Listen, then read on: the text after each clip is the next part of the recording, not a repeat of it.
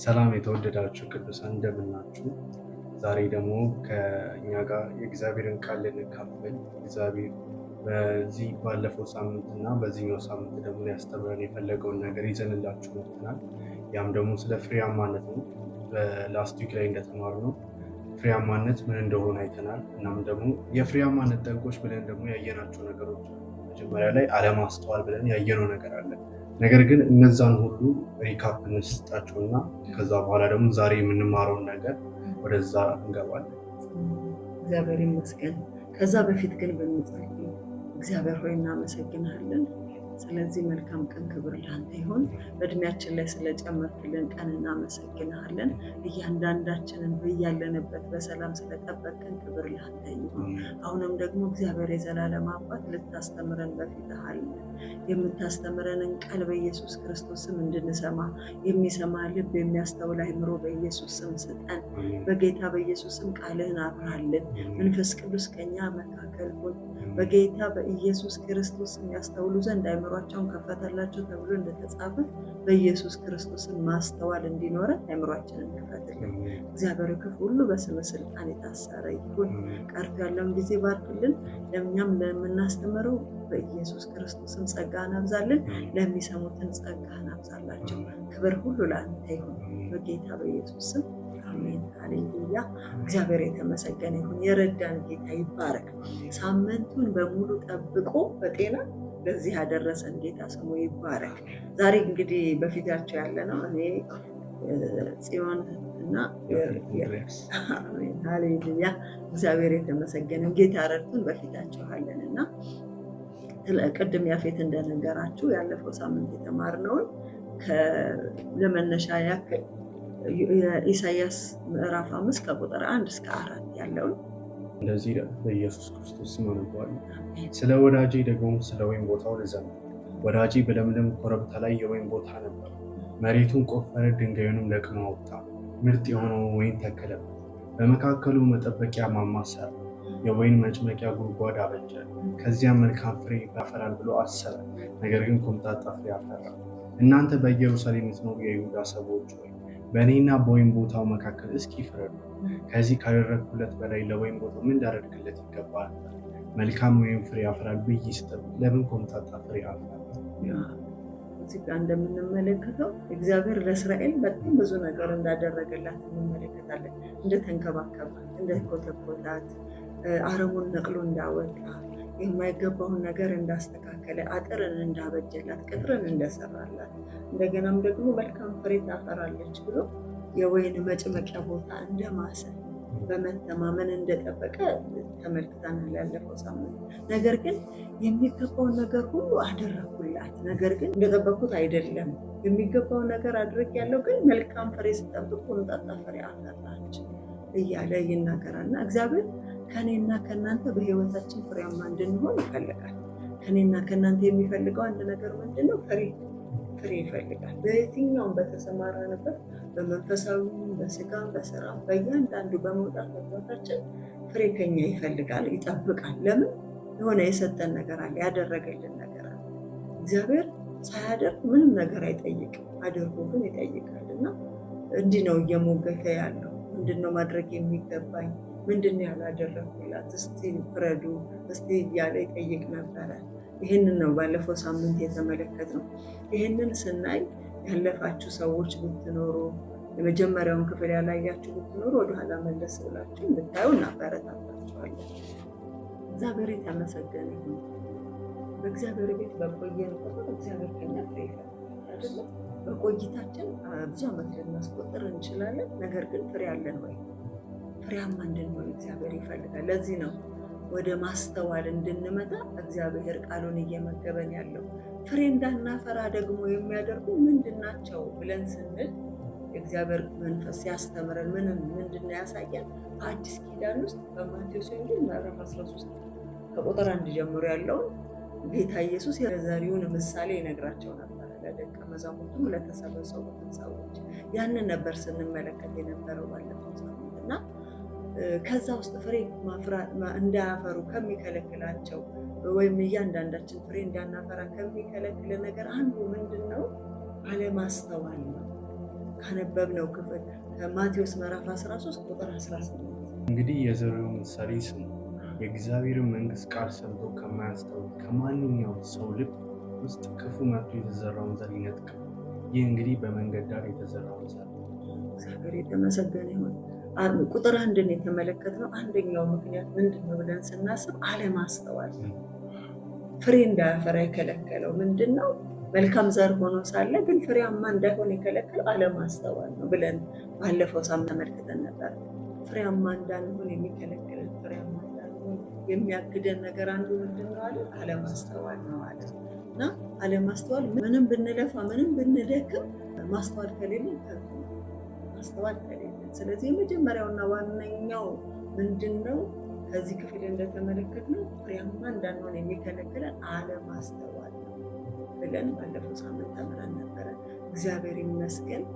ኛውን ደግሞ ስንመለከት የምናገኘው በማቴዎስ ወንጌል ምዕራፍ 13 ቁጥር 20 ላይ ያለው ነው። ጭንጫ ላይ የተዘራውም ይህን ቃል ሰምቶ ወዲያውኑ በደስታ የሚቀበል ነው፣ ነገር ግን ለጊዜው ነው እንጂ በእርሱ ስር የለውም። በቃሉ ምክንያት መከራ ወይም ስደት በሆነ ጊዜ ወዲያውኑ ይሰናከላል። ሁለተኛው የምንመለከተው ፍሬያማ እንዳንሆን የሚከለክል ምንድን ነው? ለጊዜው ነው እንጂ አለ ጌታ ኢየሱስ። ለጊዜው ነው እንጂ መከራ ሲመጣ ችግር ሲመጣ ያንን ቃል ስር ስለማይሰድ ፍሬያማ ሊሆን አይችልም፣ መከራ መቋቋም አይችልም። ለጊዜው ነው እንጂ ይላል እና ሁለተኛው የምንመለከተው ለጊዜው የሆነ ነገር ነው። ለጊዜው ማለት ምን ማለት ነው ብለን ስንል እውነተኛ መለወጥ ያልተከናወነበት እምነት ማለት ነው። ለጊዜው ማለት መጀመሪያ ደስተኛ ይሆናል፣ ነገር ግን ስር የለውም እና ፈተና ሲመጣበት ያ ደስታ ይጠፋል። ለጊዜው የሚቆይ ስር የሌለው እምነት ነው። ስር ከሌለው ፍሬ ሊኖረው አይችልም። ክርስቲያንን የሚለየው ክርስቲያን ነኝ ብሎ መለያ የሚሆነው እስከ መጨረሻ ድረስ በመጽናት ቃሉን ሰምቶ በቃሉ ላይ መቆሙ። ስር ለመስደድ ምክንያት የሚያገኘው ምንድን ነው?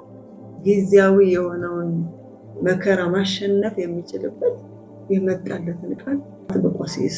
ለጊዜው ማለት ደግሞ ሌላ የምንመለከተው ምንድን ነው? እግዚአብሔርን የሚከተል ነገር ግን ችግር ሲመጣ የሚተው ሰው ነው ጊዜያዊ የሆነው ማለት ነው። ለጊዜው የኖሩ ከመጽሐፍ ቅዱስ እስቲ በመጽሐፍ ቅዱስ ውስጥ እንመልከታቸው። አሁን ደግሞ በመጽሐፍ ቅዱስ ውስጥ ለጊዜው የነበሩ ሰዎች ስር የሌላቸው ነገር ግን በጊዜያዊነት ላይ የተመሰረቱ ሰዎችን እናያለን። እነዚህ ሰዎች የደስታ መጀመሪያ ነበራቸው፣ በደስታ ነበር የጀመሩት። ነገር ግን ስራ አልነበራቸው፣ የቆመ ግራውንድ አልነበራቸው። አንዳንድ ሰዎች ቃሉን ሲሰሙ ደስ ይላቸዋል፣ በቃ ተደስተው ስብከት ሲሰሙ በቃ በጣም ደስ ይላቸዋል። ነገር ግን ስር የላቸው። ደግሞ በመጀመሪያው በቃ በጣም ይቀናሉ፣ ለእግዚአብሔር ያላቸው ቅናት በጣም የሚያሳሳል። ነገር ግን በቃሉ ውስጥ ስር ስላልተዘረጋ፣ በቃሉ ውስጥ ስር ስላልሰደዱ፣ ነገር ግን ፍሬያማነት በሕይወታቸው ላይ አይታይም። የመጀመሪያው የምናየው አንደኛው ዴማስ ነው። ዴማስ ጳውሎስ ሲናገር በሁለተኛ ጢሞቴዎስ ምዕራፍ 4 ቁጥር 10 ላይ እንደዚህ ያለ ጳውሎስ፣ ዴማስ ይህን ዓለም ወዶ ትቶኝ ወደ ተሰሎንቄ ሄዷልና አለ ጳውሎስ። አያችሁ፣ ከእሱ ጋር ያገለግል ነበር። ይሄ ዴማስ ዝም ብሎ ኖርማል ሰው አልነበረ። ነገር ግን ከጳውሎስ ጋር አገልግሎት የነበረ ነው፣ ከጳውሎስ ጋር ያገለግል የነበረ ነው። ቲቶ ላይም ይገልጸዋል ጳውሎስ። ከዛ በኋላም ደግሞ መልካም መንፈሳዊ አካባቢ ነበሩ። ዝም ብሎ የዓለም ቦታ ላይ አልነበረም የነበረ። ነገር ግን ከጳውሎስ ሲሰብክ ያያል፣ ሲፈወሱ ያያል። በቃ አሁን ላይ ጥሩ ኢንቫይሮንመንት በምንለው ስፒሪቹዋል ኢንቫይሮንመንት በምንለው በዛ ውስጥ የነበረ ሰው፣ ነገር ግን ልቡ በዓለም ተሳበ። አያችሁ፣ ዋናው ነገር ትልቁ ነገር ኢንቫይሮንመንቱ ጥሩ ነው፣ መልካም ኢንቫይሮንመንት ሲኖራል። ነገር ግን መልካም ኢንቫይሮንመንት ኖሮ ነገር ግን ስር ላንሰድ እንችላለን። ለዚህ ነው ስር መስደድ የሚያስፈልገው። ስር ከሌለው ልባችን ፈርም ካልሆነ ካልቆመ በዓለም ልንወሰድ እንችላለን። ዴማስ ይህንን ያሳየናል እና መንፈሳዊ አካባቢ ብቻ አያድነን፣ ይህንን ማወቅ አለን። ነገር ግን የሚያድነን የልባችን መቆም ወይም ደግሞ የልባችን መጽናት፣ ቃሉ ላይ ስር መስደዳችን ነው። እናም ሁለተኛው ሰው ደግሞ የምናየው ይሁዳ ነው። ይሁዳ ደግሞ እንደምናውቀው ኢየሱስን የተከተለ ሰው ነው። ከነ ጴጥሮስ ጋር፣ ከነ ዮሐንስ ጋር፣ ከነ ያዕቆብ ጋር ከኢየሱስ ጋር አንድ የነበረ ከኢየሱስ ጋር ይበላ ይጠጣ ይነሳ የተኛ የነበረ ሰው አብሮ ነበር የሚያሳልፈው ከኢየሱስ ጋር እና በማቴዎስ ምዕራፍ 26 ከቁጥር 14 እስከ 16 ድረስ እንደዚህ ይላል። ከዚህ በኋላ ከ12ቱ አንዱ የሆነው የአስቆሮቱ ይሁዳ የተባለው ወደ ካህናት አለቆች ሄደ። እርሱን አሳልፌ ብሰጣችሁ እናንተ ምን ትሰጡኛላችሁ አላቸው። እነርሱም 30 ጥሬ ብር ቆጥረው ሰጡት። ከዚያ ጊዜ ጀምሮ ይሁዳ ኢየሱስን አሳልፎ የሚሰጥበት ምቹ ጊዜ ይፈልግ ነበር ይላል። አያችሁ፣ ከኢየሱስ ጋር በቃ 3 ዓመት ሙሉ የተጓዘ ሰው ነው። ተአምራትን አይቷል። ዝም ብሎ ኖርማል ሰው አይደለም። ተአምራትን ያየ ነው፣ ድንቅን ያየ ነው እና ትምህርቶችንም ደግሞ የሰማ ነው። የኢየሱስን ይህ የሰማይ ሚስጥር እያገለጠ ሲያስተምራቸው የሰማ ሰው ነው። ግን ልቡ ለገንዘብ ተሰጠ። አያችሁ፣ ለዚህ ነው ይሄ ከጊዜያዊነት ያለፈ ነገር መኖር ያስፈልጋል እና ኢየሱስን መከተል ብቻ ሳይሆን ልብንም መስጠት ያስፈልጋል። ኢየሱስን እከተላለሁ ብሎ ማለት ብቻ ሳይሆን ነገር ግን ከልብ የሆነ ነገር ከውስጥ የሆነ ነገር ኢየሱስን ልባችንን መስጠት አለብን። ለኢየሱስ ልባችንን መስጠት አለብን እና ሌላ ደግሞ የምንመለከታቸው እስራኤላውያን ናቸው። የእስራኤል ሕዝብ እነዚህ ሰዎች በበረሃ ውስጥ የተመላለሱ ሰዎች ናቸው እና የእግዚአብሔርን ታላቅነት ያዩ ናቸው። ኃይሉን ድንቁን ያዩ ናቸው። ፈርዖንን እንዴት እንዳሸነፈ ከዓለት ውስጥ ውሃ እንዴት እንዳወጣላቸው እና ባህርን እንዴት እንደከፈለ እናም ደግሞ መናን የበሉ ናቸው። የመላእክትን ምግብ የተመገቡ ናቸው። ነገር ግን በፈተና ጊዜ ግን የወደቁ ናቸው። ይሄ በጊዜያዊነት ላይ የተመሰረቱ ሰዎች ነበሩ እና ተአምራትን ማየት ብቻ እምነትን አያጸናም። አያችሁ፣ መታመንን ግን ያስፈልጋል። በእምነት የሆነ ስር የሰደደ ጊዜያዊ ያልሆነ እምነት ያስፈልጋል። ነገር ግን በታምራትና የሆነ በሚታይ ነገር ብቻ ላይ ተደግፈን በቃ በዚህ ነገር ላይ ይኖራሉ ማለት ሳይሆን፣ ነገር ግን መታመን እሺ ብሎ ፈርምሊ መቆም ያስፈልጋል እና ዛሬ እንግዲህ እንደተማርነው ያው ያየነው ምንድነው ለጊዜያዊ አለመሆንን ከፍሬያማ እንዳንሆን የሚያደርገን ነገር ሁለተኛው ያለው ጊዜያዊ መሆን ለጊዜው መሆን በቃ ለጊዜው አለ ኢየሱስ። ለጊዜው በቃ የሆነ በደስታ ይቀበላል፣ ነገር ግን ለጊዜው ነው። አያችሁ እና በፈተና መጽናት ያስፈልገናል። በፈተና ላይ ኢየሱስ ቴስት ሲያደርገን ይሄ ፈተና ሲመጣ በህይወታችን ላይ ለጊዜያዊ እንዳንሆን ጌታ ይርዳል። ከጊዜያዊነት እንድናል ዝም ብሎ ለጊዜ ብቻ እንዳንታይ ጊዜ በቃ ለትንሽ ጊዜ ታይተን እንዳንጠፋ ነገር ግን በእምነት እንድንጸና ጌታ ይርዳል እና ጸልየን እንጨርሳለን። ጌታ እግዚአብሔር ሆይ እናመሰግንሃለን። ጌታ አባታችን ሆይ ደግሞ አሁን እንጸልያለን። ጌታ ለጊዜው ከመሆን የሚያሳልፍ ያንተ ጸጋ በኢየሱስ ስም ይጨመርልን። ጌታ ኢየሱስ ሆይ እንለምንሃለን። ለጊዜ በደስታ ተቀብለን ነገር ግን እንዳንጠፋ በፈተና ጊዜ እንዳንወድቅ ጌታ በፈተና ጊዜ እንድንጸና በኢየሱስ ክርስቶስ ስም ጸጋህን አብዛለን። በጌታ በኢየሱስ ክርስቶስ ስም ጸጋህን አብዛለን። ጌታ እግዚአብሔር ዘካርያስ ላይ እንደተናገርከው በኃይልም በብርታትም ሳይሆን በመንፈሴ እንጂ እንዳልከው ጌታ ኢየሱስ ሆይ እንጠይቃለን። መንፈስ እንዲያበረታን እንጸልያለን። ከጊዜያዊነት እንዲያሳልፈን እንጸልያለን። ጌታ እግዚአብሔር ሆይ እንደተመለከትናቸው ሰዎች እንደ ዴማስ፣ እንደ ይሁዳ፣ እንደ እስራኤላውያን እንዳንሆን ነገር ግን ጌታ እግዚአብሔር ከዛ እንድናል ዕብራውያን ላይ ይናገራሉ። ስላላመኑ አልወረሱም ይላል። ጌታ ኢየሱስ ሆይ እንጸልያለን። ወደ ተናገርክልን ነገር ጌታ ኢየሱስ ወደ አሰብክልን ነገር ወደ ፍሬያማነት ፍሬ ወደ ማፍራት ጌታ እግዚአብሔር የምንገባው ጌታ ሆይ ከጊዜያዊነት ስናልፍ ነውና ከጊዜያዊነት የሚያሳልፈን ጸጋ አብዛለን። በኢየሱስ ስም ልባችንን አበርታ። ጌታ እግዚአብሔር የልባችንን ጥንካሬ ጨምረው። ጌታ እግዚአብሔር በጌታ በኢየሱስ ክርስቶስ ስም ለጊዜው ከመሆን አድነን፣ ለጊዜው ከመሆን አድነን። በጌታ በኢየሱስ ክርስቶስ ስም ጌታ እግዚአብሔር የጽናት መንፈስ ይግባብን፣ የሚያጽነው የአንተ መንፈስ ይግባብን። በጌታ በኢየሱስ ክርስቶስ ስም አጽንቶ ያቁም። ጌታ ኢየሱስ ሆይ እናመሰግናለን። ማንኛውም ደግሞ ጌታ ለጊዜያዊ እንድንሆን ብቻ ጌታ እግዚአብሔር ሰይጣን የሚያከማችብን ነገር ሁሉ ሰይጣን የሚሰራብን ነገር ሁሉ በልጅ በኢየሱስ ክርስቶስ ስም የታሰረ ይሁን። በኢየሱስ ክርስቶስ ስም ስልጣን የከሸፈ ይሁን። ጌታ ኢየሱስ ሆይ እንጸልያለን። ማንኛውም ጊዜያዊ ሊያደርገን የወጣ የጠላት አሰራር ሁሉ የተሸነፈ ይሁን። በኢየሱስ ክርስቶስ ስም ዕቅድና ሀሳብ አይፈጽም። ጌታ እግዚአብሔር ሆይ እናመሰግናለን። ጸጋህን ስለተቀበልን እናመሰግናለን።